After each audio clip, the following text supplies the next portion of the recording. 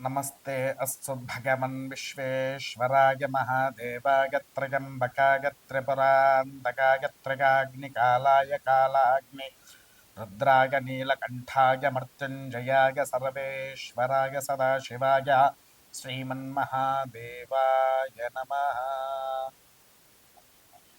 NBA channel media భక్తులందరికీ కూడా మహాదేవ అందరికీ కూడా సకల సౌఖ్యాలతో ఉండాలని కోరుకుంటూ నేడుగా మనం తీసుకునేటువంటి అంశ ఏంటి అని అంటే ద్వాదశ రాశుల ఫలాలు.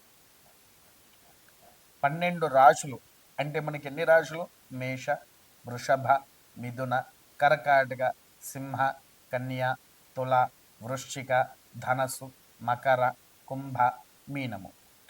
ఈ 12 రాశుల వారికి మనకు ఏ విధంగా నడుస్తూ ఉంటుంది, ఈ రాశులకు ఏ ఏ స్థితిగతులు వస్తున్నాయి అనేటువంటి విషయాలు. అయితే మనకు ఇప్పుడు ప్రస్తుతానికి ఏంటి అని అంటే కుజుడు ద్వాదశం నుంచి 2 నెలల పాటుగా జూన్ 7వ తారీఖు రాత్రి 10 గంటల వరకు కూడా ఉంటూ ఉంటాడు అన్నారా. అయితే ఇక్కడ విషయం కూడా ఏంటి అని అంటే కుజుడు అనేటువంటి వాడు రోగకారకుడు. కుజుడు అనేటువంటి వాడు రోగకారకుడు. కుజుడి వల్ల మరలా తిరిగి ఇంకా ఏదైనా అనారోగ్య నష్టాలు కూడా జరిగే అవకాశం లాంటిది 100కు 1000% ఉంది. అనగా పూర్వము ఈ కరోనా అనేటువంటి మహమ్మారి మన ప్రపంచాన్ని ఎలా అయితే గడగడలాడించిందో అటువంటి ఏదైనా మళ్ళీ వైరస్ వచ్చే అవకాశమైనా లేదా కరోనానే మళ్ళీ రావచ్చైనా ఈ రెండిట్లలో ఏదో ఒకటైతే ఖచ్చితంగా జరుగుతుంది.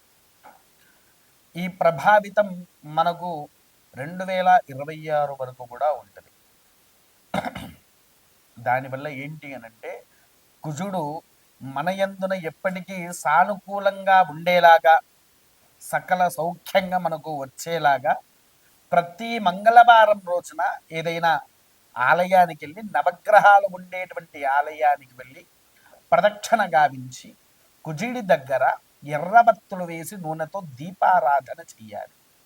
ఈ దీపారాధన చేస్తే మనలో వచ్చేటువంటి ఏదైతే రోగాలు ఉన్నాయో అట్టి రోగాలను హరింప చేయడానికి ప్రధాన మూల కారణము అవుతుంది.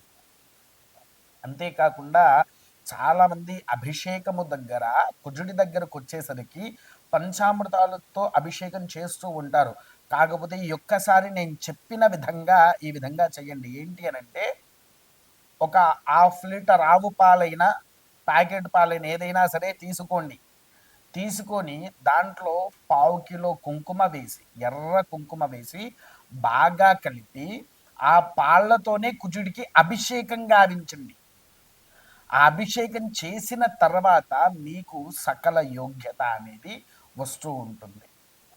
విన్నారా? ఆ ఎర్రటి పాలతో అభిషేకం దేనికయ్యా అంటే కుజుడి యొక్క ఇష్టమైనటువంటిది ఏంటి అని అంటే రక్తవర్ణము, రక్తగంధము, రక్తపుష్పము, రక్తమాల్యం, బరధరము.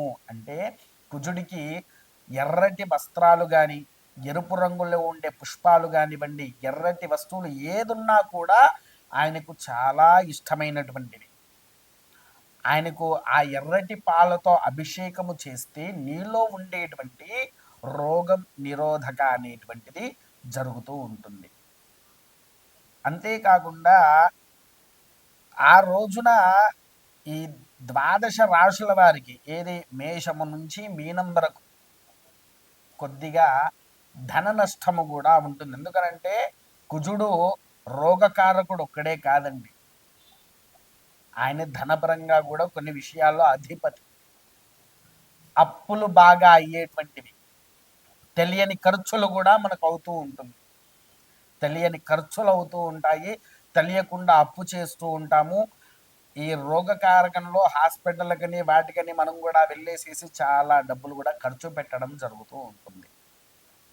రుణ ఇప్పుడు మనకు మంత్రంలోనే ఉన్నది ఏంటి అని అంటే కుజారిష్టేతు సంప్రాప్తే కుజ పూజాంచకారయేత కుజధ్యానం ప్రవక్ష్యామి రోగ రిణ రోగ రుణ పీడోప శాంతయే. ఏంటిది? రోగ రుణ పీడోప శాంతయే. రుణ బాధతో ఉండేటువంటి వారు, అప్పుల్లో ఉండేటువంటి వారు 41 రోజుల పాటు దీక్షగా ఉంటూ స్వామివారి యొక్క అంగారక కవచ స్తోత్ర పారాయణము చేస్తే, అంగారక కవచ స్తోత్ర పారాయణాన్ని చేస్తే మనలో ఉండేటువంటి రోగ దోషాలు ఏవైతే ఉన్నాయో అట్టి దోషాలు కూడా నివారణ అవుతూ ఉంటాయి. అంతేకాకుండా కుజుడి యొక్క అష్టోత్తర శతనామాలు ఏవైతే ఉన్నాయో అట్టి అష్టోత్తర శతనామాలను కూడా మీరు అధిష్టాధికం చేసుకొని ఆ అష్టోత్తర శతనామవళితో స్వామివారికి రక్త పుష్పాలతో అర్చన చేస్తూ ఉండాలి. రక్త పుష్పాలు అనగా ఎర్రటి పుష్పాలు, గులాబీ కావచ్చు, నూరువరహాలు కావచ్చు, అలా మనకు ఎరుపు రంగులో ఉండేటువంటి ఏ పుష్పముతోనైనా స్వామివారికి అర్చన అనేది 108 నామాలతో గావిస్తూ ఉండాలి. ఇది ప్రథమంగా మనం ఆచరించాల్సినటువంటి నియమాలు. తర్వాత కుజుడికి ఈ 41 రోజుల పాటుగా మీరు స్వామివారికి ఆగకుండా ప్రతిరోజు 41 రోజుల పాటు 11 ప్రదక్షిణాలు గావించండి. 12 రాశుల వారు 11 ప్రదక్షిణాలు చేసినటువంటి ఎడల సకల యోగ భోగ భాగ్యాలు కూడా మనకు దక్కేటట్టుగా, మనలో ఎటువంటి రోగాలు కూడా రానియకుండా మనల్ని రక్షిస్తూ ఉంటాడు. తదుపరి కన్యారాశి. ఈ కన్యారాశి వారికి ఏంటి అని అంటే మే, జూన్, జూలై, ఆగస్ట్, మళ్ళీ సెప్టెంబర్ కాదు, అక్టోబర్, నవంబర్, డిసెంబర్, ఈ 7 మాసాలు మీకు చాలా క్లిష్టమైన పరిస్థితిగా ఉంటుంది. మీకు ఎలా అంటే గడ్డు కాలము అని చెప్పవచ్చు. ఈ గడ్డు కాలము ఏంటి అంటే మీకు తెలియని సమస్యల్లో ఇరికించడం, ఆరోగ్య నష్టాన్ని చేయడము, మీ భూమి మీకు తెలవకుండా ఎవరో తీసేసుకోవడాలు, ఇలాంటి పనులు బాగా జరుగుతూ ఉంటాయి. కాకపోతే మీకు ఎక్కువగా ఏంటి అంటే మీరు చేయవలసింది ఆధ్యాత్మిక రంగంలో ఉంటూ దైవ సేవ చేస్తూ స్వామివారికి ఎక్కడైనా వారి పేర్ల మీద అన్నదానాలు చేపిస్తూ ఉంటే మీకు అనుకూలమైనటువంటి ఫలితాన్ని అందింపజేస్తారు. అంతేకాకుండా రాజకీయ రంగంలో ఉండేటువంటి వారు, సినీ రంగంలో ఉండేటువంటి వారు, క్రీడారంగంలో ఉండేటువంటి వారు, ఉద్యోగ వ్యాపారాల్లో నివసిస్తూ ఉండేటువంటి వారికి కాస్తంత అనుకూలంగా ఇచ్చేటువంటి నెలలు ఈ నెలలు కాదు. కాబట్టి ఏంటి అంటే ఇంకొకటి, విద్యార్థులు మాత్రం చాలా సక్రమంగా ఉండండి. ఎందుకనంటే లేని అలవాట్లకు బానిసయ్యే అవకాశము చాలా ఉంది. మీకు లేని అలవాట్లు కూడా వచ్చి మిమ్మల్ని అస్తవ్యస్తానికి గురి చేస్తూ ఉంటుంది. కాబట్టి మీరు చాలా జాగ్రత్తగా ఉండండి, చాలా సక్రమంగా వ్యవహరిస్తూ ఉండండి.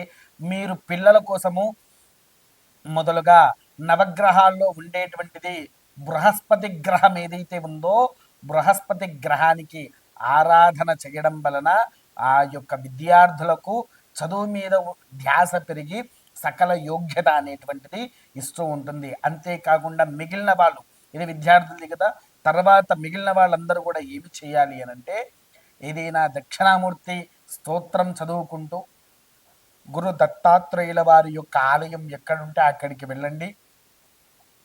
లేదా మీకు అందుబాటులో ఏ గురు దేవాలయంలో ఉన్నా లేకపోతే నవగ్రహాల దగ్గరికైనా వెళ్ళండి.